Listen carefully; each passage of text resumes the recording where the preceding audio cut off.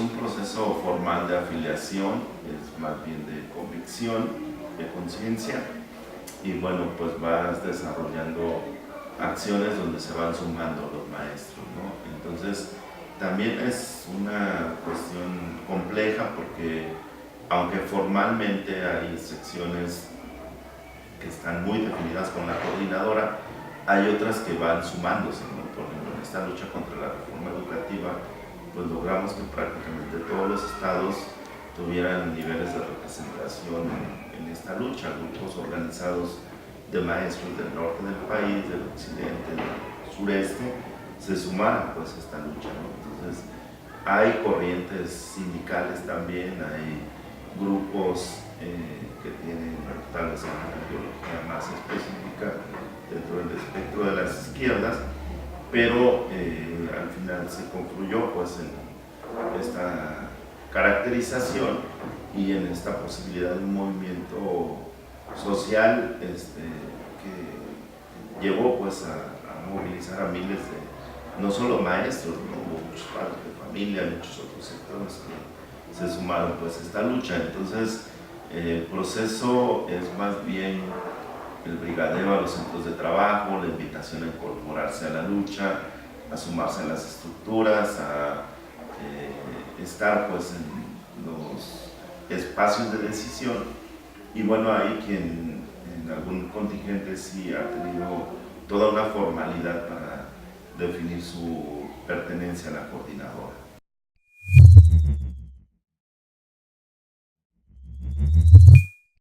Bueno, aquí pues los maestros tenemos un trabajo cotidiano, ¿no? En las escuelas, en los grupos, tienes que trabajar a diario, ¿no? Entonces, eso, pues permanentemente no podemos estar en movimiento, pues, ¿no? O sea, por ejemplo, ahora fue una de las huelgas más largas para algunos continentes como Chiapas, implicó 124 días en paro, para Oaxaca 114, para nosotros aquí en la novena estuvimos en paro del 5 de julio al 22 de agosto, entonces son periodos álgidos de lucha, pero digamos en otros momentos pues es de organización, es de elaboración de propuestas, es de enfrentar lo cotidiano, ¿no? Por ejemplo, ahorita pues estamos enfrentando el despido de maestros en la Ciudad de México a partir de su participación en esta lucha como una represión muy selectiva, de querer ejemplarmente castigarnos, decir vean lo que les va a pasar si insisten en protestar contra la reforma y bueno, enfrentar la cara más represiva del Estado, pero también pues represiones tan fuertes como la del 19-20 de junio en Nochistlán, que implicó el asesinato de 11 personas que estuvieron ahí en la protesta y que fueron reprimidos, pues, y que hasta el momento no hay un castigo pues a los culpables, ¿no? Aunque ha sido evidente pues el uso de armamento, la forma en que les dispararon, en que fueron masacrados. El Estado ha tratado de decir que sus policías no iban armados y todo eso, ¿no? Entonces ha habido momentos muy fuertes de represión, tuvimos casi 40 presos en esta última etapa, logramos a la mayoría liberarlos, sin embargo quedan alrededor de 10 compañeros todavía presos que de alguna forma son como rehenes de esta reforma educativa y bueno, eso también tiene un impacto en lo cotidiano de los maestros, ¿no? Por ejemplo, la represión aquí en la Ciudad de México de haber cesado a 4 maestros, pues ha tenido un impacto en que los maestros tienen temor de participar, porque entonces puede pasarles eso, ¿no? En su trabajo. Luego hay otra parte interna que a veces no es visible, que es el debate ideológico, porque en un movimiento así pues confluyen distintas tendencias ideológicas, políticas, que hacen que entonces estemos pues en una constante. También hay un principio en la coordinadora que tiene que ver con el debate ideológico en los procesos de unidad, ¿no? Entonces hay la lucha ideológica también por convencer de diversos puntos de vista, y pues trata eso de solucionarse pues de la mejor manera en términos de debate, de la construcción de propuestas, de acercar planteamientos distintos. Y bueno, a lo mejor algo que ayuda pues es que sí es una coincidencia que todos son planteamientos de izquierda con distintos matices, pero prácticamente no hay una ala más hacia la derecha o algo así, ¿no? Sino regularmente son visiones de la coyuntura, de cómo caracterizamos también incluso al Estado, cómo vemos a los aliados. Por ejemplo, un debate importante ha sido con el asunto de los partidos políticos. Yo creo que también este movimiento ha sobrevivido porque ha tenido y ha mantenido una independencia ideológica y orgánica muy importante hacia los partidos tradicionales de izquierda electoral en este país, ¿no? Hay maestros que militan en algún partido, participan a veces electoralmente. Tenemos profes que han sido candidatos o que son incluso presidentes municipales, síndicos, diputados, senadores inclusive, pero siempre se ha marcado esa distinción del movimiento. Nos mantenemos en una posición independiente de los partidos políticos. Eso yo creo que le da también mucha credibilidad al movimiento, porque no hay un uso corporativo. Cuando se ha intentado eso, pues, no ha procedido, y bueno, a lo mejor alguien ha llegado a hacer un cargo de representación, pero no es porque representa a la coordinadora. Hay quien dice que eso es un lado flaco que tendríamos con la fuerza que tiene este movimiento. Plantean que se podría tener una representación en las cámaras y demás, pero pensamos que hacerlo nos convertiría pues ya en parte de un engranaje de una forma de hacer política en este país. Entonces, esos procesos internos a veces son muy fuertes, de choque, pues de toma de posiciones, que cuesta trabajo. Sin embargo, pues el debate, la construcción de propuestas, el acercamiento de planteamientos, pues nos ha ayudado en términos generales a salir adelante, ¿no? Eso sería como una parte de lo cotidiano que a lo mejor no es visible o solamente se ve una parte o una cara, ¿no?, de este movimiento.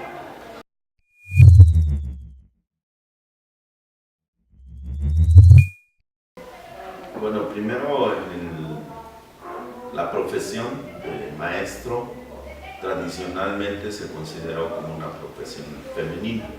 Por ejemplo, aquí en la Ciudad de México, más del 80% de maestras son maestras en las primarias, casi el 100% en preescolar. Entonces, eso ha sido complejo porque también hay una visión hacia el interior de la coordinadora. No ha habido mucho debate en términos de la representación de las mujeres y toda esta parte, pero sí tenemos compañeras prácticamente en todos los niveles que participan. Por ejemplo, a nivel de representantes del centro de trabajo, muchas son mujeres, con todo lo que implica pues estar en condiciones a veces adversas de doble o triple jornada, ¿no? Tanto también son madres de familia, son jefas de familia en algunos casos, y aunque no hemos tenido un debate tan abierto, también yo diría que no hay una cuestión estrictamente como muy masculina del movimiento, aun cuando a nivel de dirigencia a veces sí pareciera que es más un terreno de hombres, pero por ejemplo aquí en la sección 9, de 5 secretarios generales, hemos tenido dos maestras secretarias generales, aun cuando en algunos lugares persiste todavía un poco pues, cierto sentido machista de poder, de la dirigencia y demás. Yo creo que ha sido fundamental el papel de las maestras en todo este proceso, ¿no? Entonces, pues tú las vas a ver en los campamentos, en las movilizaciones, no solo en tareas que a veces tradicionalmente diríamos le corresponden, ¿no? Sino también en la cuestión de convencer a otros maestros, de dirigir procesos, de estar en las negociaciones, de la elaboración de documentos, de la visita a otros centros de trabajo. Entonces ha sido parejo, sin embargo yo creo que sí nos falta un poquito un debate mayor.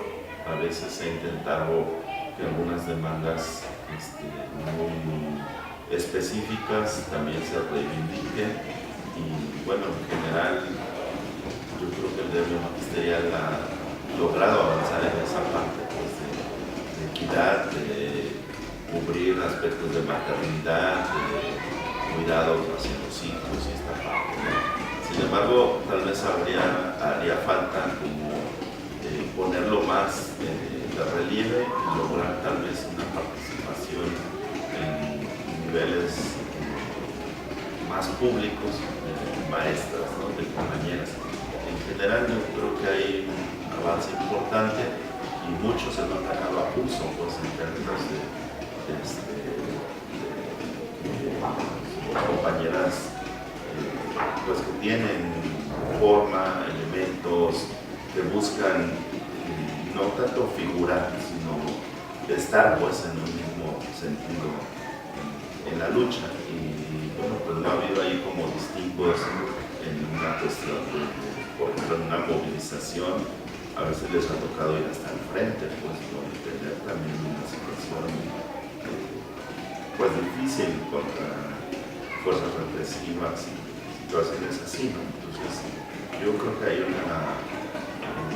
pues es un gremio que está compuesto por muchas maestras, muchos maestros, y que tiene pues ciertas condiciones, tal vez culturales también, que no matan tanto pues esta parte.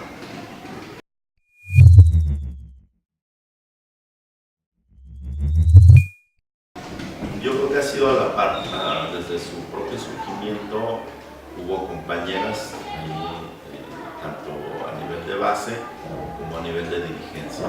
Entonces, lo que no ha tal vez sobresalido es como carácter de género pues, al interior del gremio, ¿no? Pero, repito, tradicionalmente es una profesión, no se consideraba como una profesión de mujeres, ¿no? Las maestras, y mucho tiempo era el grueso, pues, ¿no? Ahora se ha convertido en una profesión pues igual, ¿no? De hombres y mujeres. Sin embargo, tal vez lo que hace falta es poner más relevancia en una perspectiva de género que también ayude a entender las condiciones de participación, por ejemplo.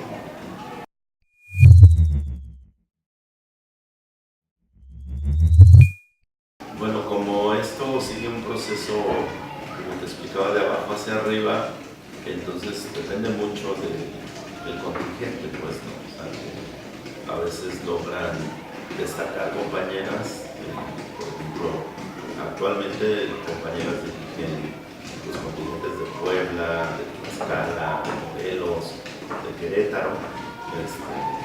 Básicamente son compañeras de la representación de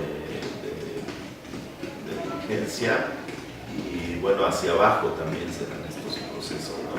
Es decir, la composición que tiene el gremio tal vez no es tan marcado así como que sea un movimiento de hombres, o sea, es un movimiento donde participan muchísimas maestras, y a lo mejor eso hace también a veces complicado porque cumplen distintos roles.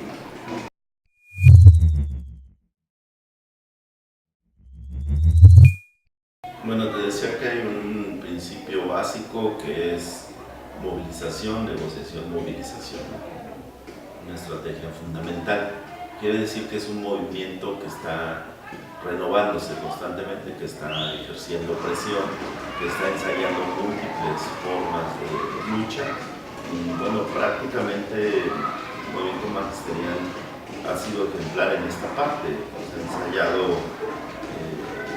el paro, ha ensayado la movilización, ha ensayado el plantón, la huelga de hambre, la ocupación de edificios públicos, la toma de instalaciones, y ha llevado a situaciones muy fuertes, pues, de bloqueo de carreteras, de toma de casetas, de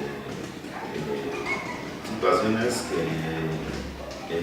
que podrían sonar radicales, pero que han llevado también una cuestión de no respuesta y que ha ido escalando, pues, en esa parte. A veces decimos que hay como un menú de actividades y bueno, por ejemplo, ha sido algo muy llamativo que los maestros del norte, de Chihuahua, por ejemplo, han ocupado, pues, puentes internacionales de paso hacia Estados Unidos, o los maestros de Chiapas igual en la cuestión de puentes hacia Guatemala. Pero también ha habido otras situaciones que han preocupado al Estado, como es, por ejemplo, el bloqueo a puertos importantes como el de Lázaro Cárdenas. Los maestros allá en Michoacán han logrado paralizar las actividades económicas, o en esta última jornada realizaron un bloqueo a vías de tren que atraviesan el estado de Michoacán, que llegan a Puerto Lázaro Cárdenas las mercancías que tienen que ir hacia el norte, hacia Estados Unidos. Lograron un impacto muy fuerte porque detuvieron en un momento dado al tren y hablaban de que tenían 2.500 contenedores detenidos de mercancías, y que eso le implicaba al gobierno mexicano una cuestión muy fuerte, ¿no? Ha habido bloqueos incluso a aeropuertos en términos de no dejar el paso para la gente, y ha implicado que se ha detenido, pues, incluso y el tránsito en carreteras, ¿no? Hubo un momento en que, por ejemplo, en el estado de Oaxaca había 37 bloqueos carreteros, que implicó prácticamente la paralización del estado, ¿no? Luego se ha ido escalando acciones más fuertes, como ha sido el bloqueo a centros comerciales transnacionales, o en esta última etapa donde en esos bloqueos carreteros a quien no se dejaba pasar eran los vehículos de las transnacionales. Por eso la queja de Coca-Cola, de Bimbo, de Sabritas, ¿no? Que había desabasto porque sus productos no podían llegar. Entonces, pues digamos que la coordinadora ha tenido momentos muy fuertes, muy álgidos, que han implicado para el gobierno mexicano tener que sentarse a negociar, a decir, pues vamos a solucionar este conflicto, ¿no? Porque han ensayado también todas las formas, pues, de represión, en el sentido de detención de líderes, en el cese de maestros, en el bloqueo de salarios, y bueno, a todo eso se ha resistido, ¿no? A veces de manera muy inteligente se ha eludido, se han utilizado incluso los instrumentos públicos del Estado a través de, por ejemplo, en la lucha del 2007-2008, cuando era la reforma a la ley del ISSSTE, interpusimos amparos contra esa reforma. Logramos que no solo los maestros, sino otros sectores de burócratas a los que les afectaba esta reforma interpusieran amparos, de tal forma que hubo un colapso en un momento dado del Poder Judicial, que había 2,5 millones de amparos. Entonces no tenían forma de atender, pues, una cantidad así. Tuvo que llegar a la Suprema Corte de Justicia, y tuvieron que, incluso la Suprema Corte de Justicia tuvo que recomendar al Senado que rehiciera parte de esa ley, que quitara 5 artículos que conflictuaban mucho, que demostramos que estaban contra la Constitución, y tuvieron que reformularlos. Entonces eso fue un triunfo importante. Sin embargo, bueno, la coordinadora no había confiado mucho en esta parte política legal, porque una y otra vez nos habíamos topado con que el Poder Judicial pues está igual al servicio de los intereses comerciales y políticos y demás, que no tienen una independencia. Y bueno, pues ahorita, por ejemplo, vamos a ensayar presentar una iniciativa ciudadana en la Cámara de Senadores para reformar la reforma.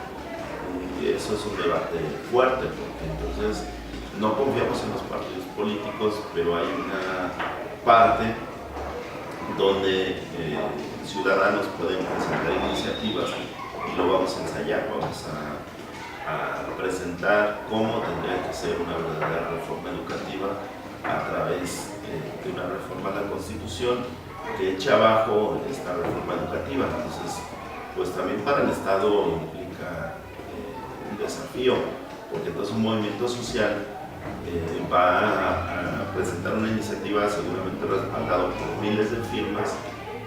Formalmente piden 106,000 firmas, nosotros pensamos que podemos juntar 2 millones de firmas, no solo de maestros, sino de mucha gente que puede respaldar una cosa así. Entonces, pues vamos a obligar al Congreso a que vote y diga si desecha una iniciativa con ese carácter, con ese apoyo, a diferencia de una reforma que fue impuesta por un pacto que hicieron los partidos políticos, ¿no?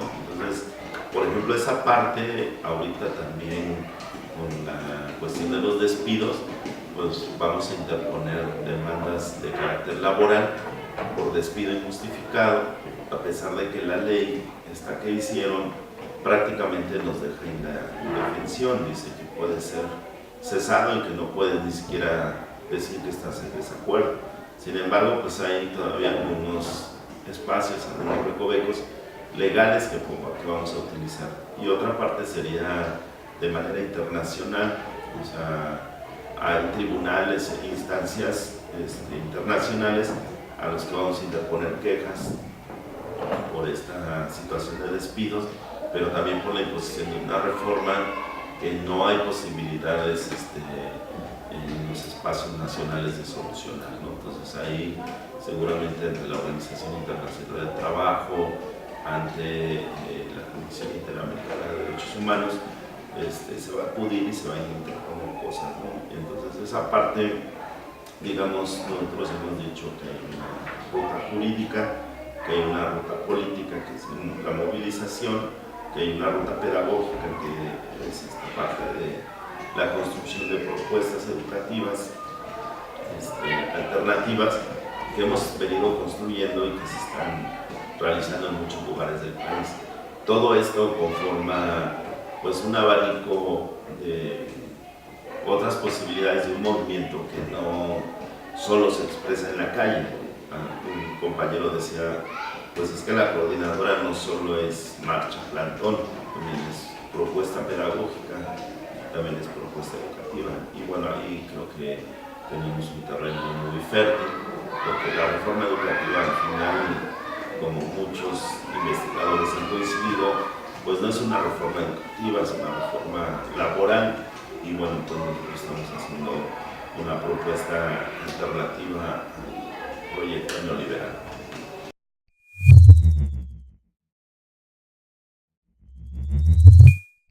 Bueno, es un poco como oleadas, ¿no? Creo que el libro de Luis Hernández, La novena ola magisterial, caracteriza de esta forma.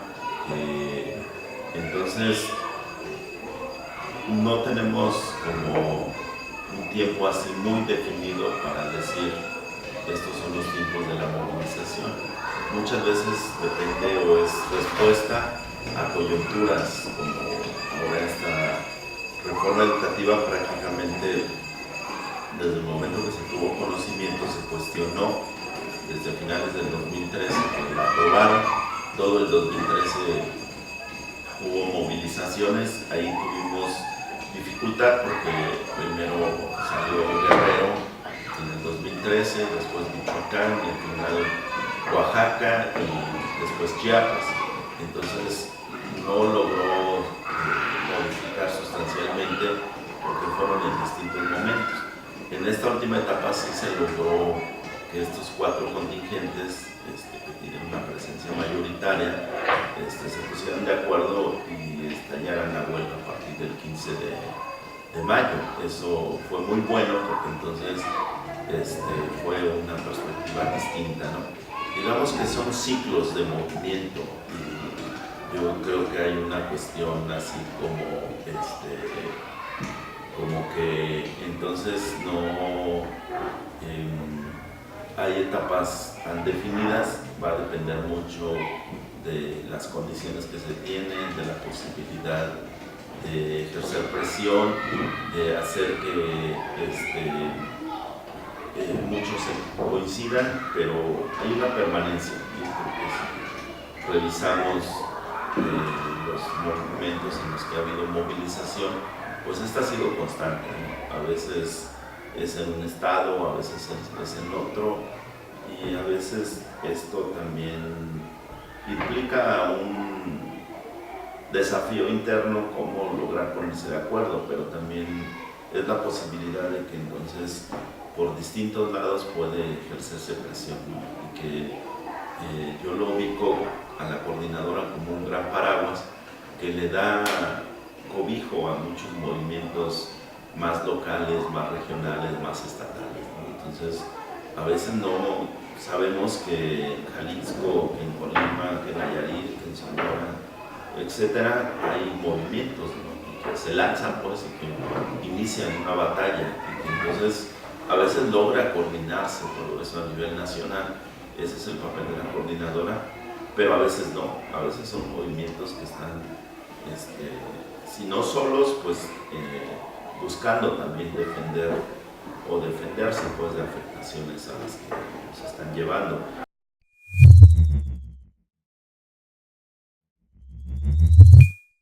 Bueno, hasta antes de la reforma, pues básicamente era por cuestiones gremiales, de salario, de democracia en el sindicato, de condiciones de vida, por ejemplo, de servicios médicos, de la ley del ISSSTE, de las pensiones, o sea, de cuestiones que nos afectan, pues, directamente a los maestros. Con esta reforma yo creo que hemos trascendido un poco la parte gremial. Esta última lucha no fue por salario, no fue por más aguinaldo, sino fue una lucha por la defensa de la educación, la defensa de la estabilidad en el empleo, la posibilidad de que entonces muchos otros entendieran que no estábamos peleando por incremento de salario o cosas así. Ha habido también, creo que, un avance importante porque la lucha también ha sido por situaciones sociales, de becas para los estudiantes, de uniformes, de útiles escolares, de desayunos, de arreglo de las escuelas, de infraestructura. Entonces, un movimiento gremial se ha convertido en un movimiento más social, más amplio, menos en una condición limitada, pues, a salario, a aguinaldo, a cosas así, ¿no? Prácticamente estos últimos 3 años no hemos estado peleando, pues, por el incremento de salario, sino por defender la educación pública, por tener una estabilidad en el empleo, por no estar con la amenaza constante de que vas a ser despedido si no apruebas una evaluación, y un cuestionamiento muy fuerte a la propia reforma educativa, porque en el último tiempo hemos trascendido, digamos, lo gremial a una cuestión más social.